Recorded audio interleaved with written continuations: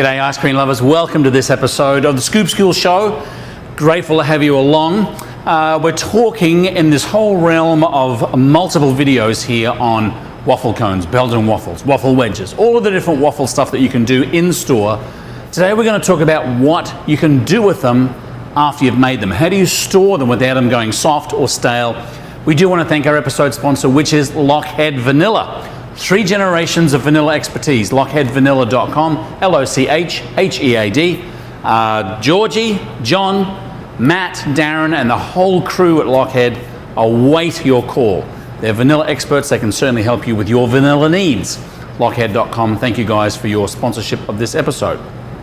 Now, this video, we're going to talk a little bit about what happens after you make these beautiful, just so good. You can smell them, crisp, fresh waffle bowls, waffle cones. How do you store them without degrading quality or making sure that they're fresh enough so the customers can still get that nice, fresh, crisp bite? You get the aroma, get the crunch. It's really important. One of the big things that kills waffle cone freshness or waffle cone crispness is moisture. So if you are in a very humid area or your store is very humid, it's really important that you tackle that first. You might need to get a dehumidifier. So you'll find that sometimes if your fridges sweat on the outside, if your condenser coils in the bottom of your storage freezers are overflowing with that condensation, it's because they're basically trying to process so much humidity in the air. So if you've got a lot of humidity in the store or you're in an area that's kind of famous for humidity, first things first, get a dehumidifier. That might solve all of your problems. So on top of that, if you've got regular humidity in your store or you've just put in your dehumidifier, then what are different ways that you can store them? So I made these cones about a week ago. So this is a storage box that I bought from Joy Cone.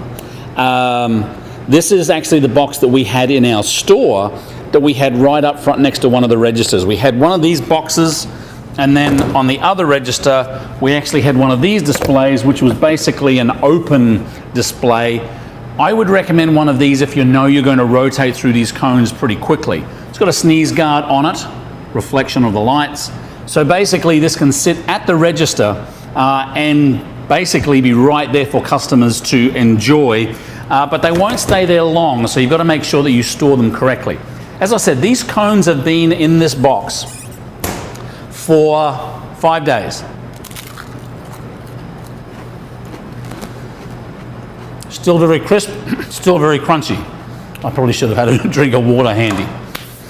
So as long as you don't have a lot of airflow over these cones, you should be able to store them in somewhat of an airtight container so that they maintain their crispness.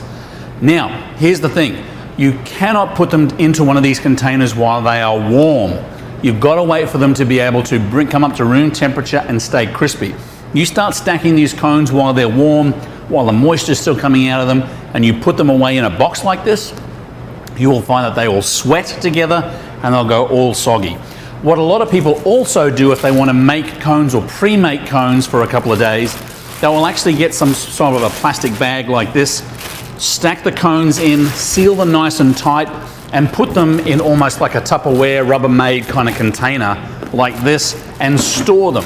Now obviously you want to make sure that your cones are as fresh as they can be. So the best option is, if you're in a medium volume store, make 20, 30, 40, 50 in the morning, make some more during the break between lunch and the after school rush, make some more between 5 o'clock and 6 o'clock, again a typical another low time. That way, A, you've got fresh cones all the time.